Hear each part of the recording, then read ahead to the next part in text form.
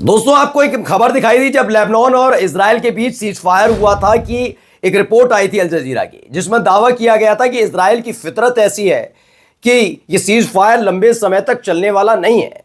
और देखिए, इसी तरह के हालात है। जब से सीज फायर हुआ है उसके 2 घंटे बाद से ही लगातार ताबड़तोड़ इजराइल सीज फायर का उल्लंघन कर रहा है, यानी हिजबुल्लाह के सब्र का इम्तिहान लिया जा रहा है। इस बार भी कुछ ऐसा ही किया गया है।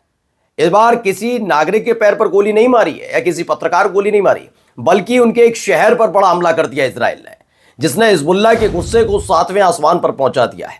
यही नहीं, आज मैं आपको खबर दिखाऊंगा कि कैसे गजा के अंदर जबरदस्त तरीके से हमला किया गया इजराइल की तरफ से। तो वहीं वेस्ट बैंक में इजरायली नागरिकों पर एक बड़ा हमला हुआ। एक एक खबर मैं आपको दिखाऊंगा, लेकिन उससे पहले एक छोटी सी अपील यह है कि ज्यादा से ज्यादा लाइक करिए दोस्तों, मेरे भाई मेरे बहनों, ज्यादा से ज्यादा लाइक करिए, कमेंट कीजिएगा, मुझे बताइएगा। काफी चीजें हैं जो आपको हम तक पहुंचानी है, आपको संदेश पहुंचाना हो, वो कमेंट के जरिए ये तमाम चीजें करिएगा। साथ साथ लाइक करना मत भूलिएगा, क्योंकि आपका एक लाइक हमारे वीडियो को बहुत बूस्ट देता है, ताकत देता है और हमारे हौसले को तो बढ़ाता ही है। इसलिए उम्मीद करता हूं कि आप जबरदस्त तरीके से, तूफानी तरीके से लाइक करते रहेंगे वीडियोस को।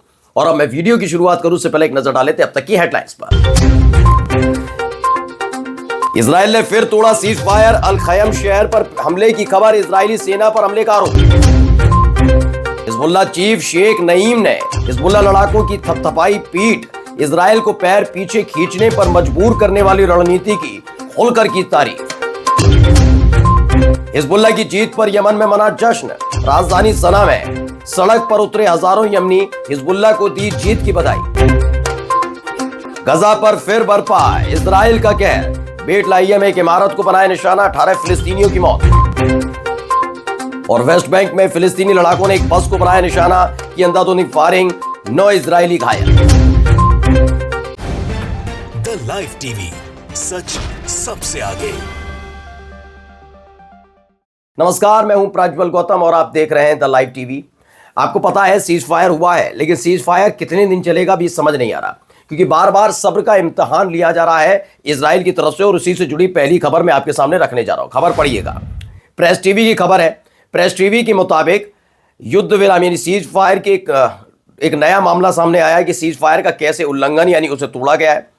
दावा है कि इजराइल की जो सेना है उसने अल खैम शहर में 2 इलाकों पर जबरदस्त तरीके से हमला किया और कई गतिविधियों को, डेमोलिशन की जो गतिविधियां हैं, जो इमारतें हैं या फिर जो घर बने हुए उन्हें गिराने को जो गतिविधियां उसको अंजाम दिया गया है।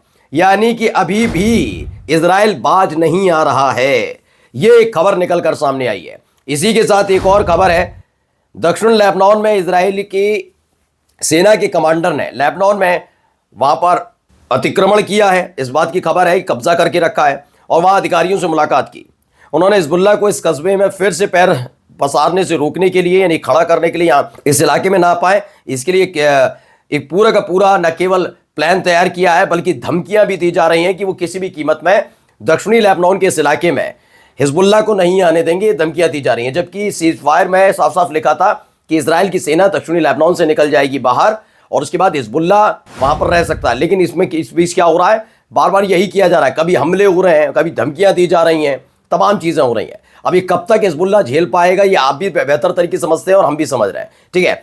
अब एक वीडियो सामने आई है, पहले वो वीडियो देखिए। ये वीडियो है, ये बयान है हिजबुल्लाह के चीफ जो है शेख नईम, उन्होंने क्या कुछ कहा है, पहले उनको सुनिए। There were many enemies with all of the American and Western support, but regardless, the resistance fighters were able to stand. तो चलिए मैं बता देता हूँ ये क्या कह रहे हैं। हिजबुल्लाह के जो चीफ हैं शेख नईम कासिम, उनका कहना है कि जो हिजबुल्लाह लड़ाके हैं ना, उन्होंने जीत हासिल की क्योंकि इसने इजराइल को पैर पीछे खींचने और उनकी जो वहाँ पर पूरा का पूरा व्यवस्था बना ली गई थी दक्षिण लेबनान में, उसे बर्बाद करने में काफ़ी महत्वपूर्ण कदम उठाया है। कई सारी बातें उसमें कही गई हैं। लेबनान में जो हिजबुल्लाह लड़ाके हैं उन्होंने इजराइल की सेना को कुचल दिया, इन्हें दुश्मन को कुचल दिया। अगर इजराइल नया युद्ध थोपता है तो हिजबुल्लाह तैयार है। जिस तरह के हालात बने हुए हैं उसे देखकर लग रहा है इजराइल ने अपना लक्ष्य हासिल कर लिया किए बिना, माफ़ी चाहूँगा, इजराइल ने अपना लक्ष्य हासिल किए बिना लेबनान के खिलाफ अपने हमलों को बंद कर दिया, यानी नाकाम साबित हुआ इजराइल। ये हिजबुल्लाह चीफ का कहना है। हिजबुल्लाह चीफ ने कहा कि इजराइल के खिलाफ 2006 के युद्ध से भी बड़ी जीत हासिल हुई है। नईम कासिम ने इजरायली हमले के सामने जो हिजबुल्लाह के लड़ाकों की मौत हुई उसको लेकर कहा है कि बहुत ग्रेट सैक्रिफाइसेस हैं, हमने ग्रेट सैक्रिफाइसेस किए लेकिन आखिरकार हम जीते।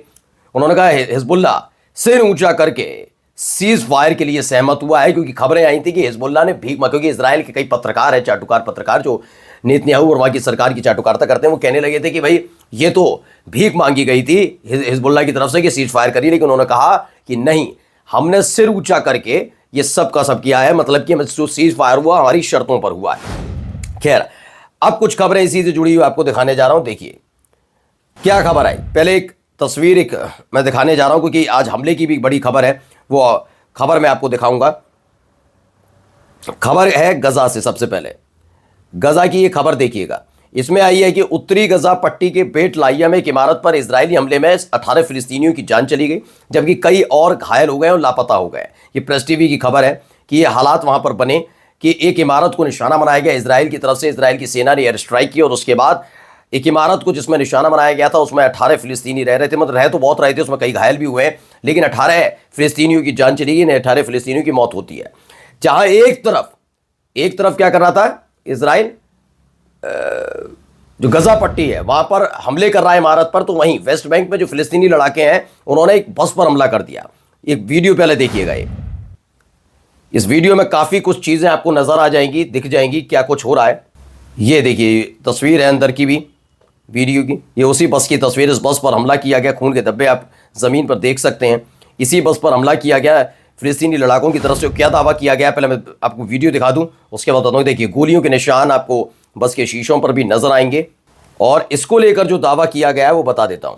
दरअसल बताया गया है कि एरियल जो वेस्ट बैंक का इलाका है वहां पर इजरायली जो इलाका है जहां पे इजराइल रहते हैं वहां पर गोलीबारी की गई और बस को टारगेट करके उसको निशाना बनाया गया। उसके बाद की ये तस्वीर निकलकर सामने आई। बताया गया कि इसमें 9 इजरायली बड़ा बुरी तरह से घायल हुए हैं।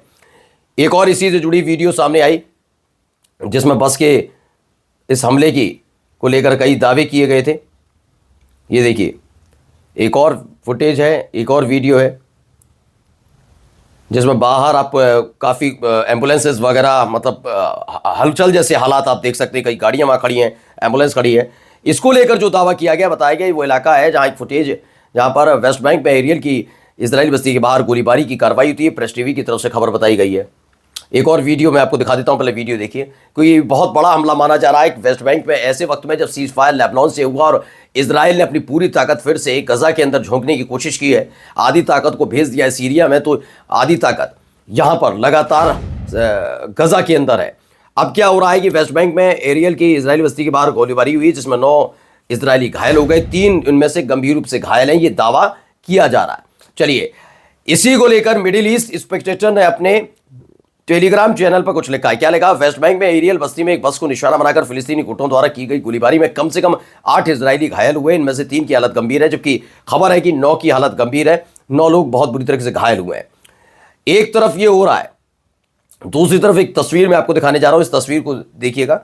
इसमें बताया कि सालफिट के पास एक बस में 9 बाशिंदों को घायल करने वाले, जिसको यही व्यक्ति है इसने गोलीबारी की थी, जो चेहरा दिखाया जा रहा है। बताया गया सालफिट के पास एक बस में 9 बाशिंदों को पर हमला करने वाले, यानी बस पर हमला करने वाला जो था, पूरा जो मिशन था, शेख समीर मोहम्मद अहमद हुसैन, ये 46 साल के हैं। इन्होंने ही हमला किया था और इस जब काउंटर फायरिंग हुई उसमें इनकी जान चली गई।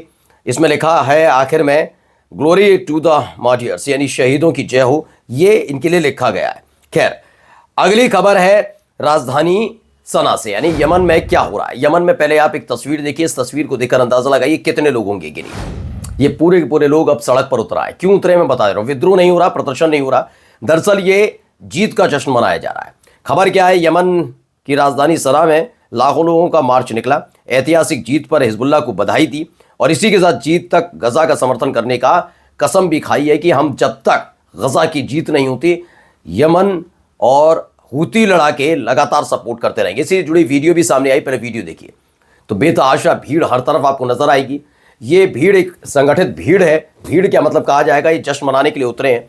कोई यमन की सरकार के खिलाफ या वहाँ की सेना या फिर हूती लड़ाकों के खिलाफ सड़क पर नहीं उतरे हैं। जैसा कि अलग अलग जगह हो रहा है, जॉर्जिया में हुआ, अलग अलग जगह, जैसे इजराइल में इन दिनों देखने को मिला है तेल अवीव में नेतन्याहू के खिलाफ उतरते हैं, वैसा नहीं है। दरअसल ये हूती लड़ाकों का, हिजबुल्लाह का समर्थन और हिजबुल्लाह की जीत पर एक दूसरे को बधाई देते हुए कि किस तरीके से हिजबुल्लाह ने इजराइल को झुकने पर मजबूर कर दिया, तो वहीं साथ साथ इस बात की कसम खाई गई है कि गजा की जब तक जीत नहीं होती तब तक यमन लगातार फिलिस्तीनियों का, गजा का, हमास का साथ देता रहेगा। कैसी लगी वीडियो जरूर कमेंट करके बताइएगा। जानकारी कैसी लगी कमेंट करके बताइए। कौन सा पहलू इस खबर में सबसे अच्छा लगा वो भी बताइएगा, और लाइक और शेयर करना मत भूलिएगा। नमस्कार। द लाइव टीवी, सच सबसे आगे।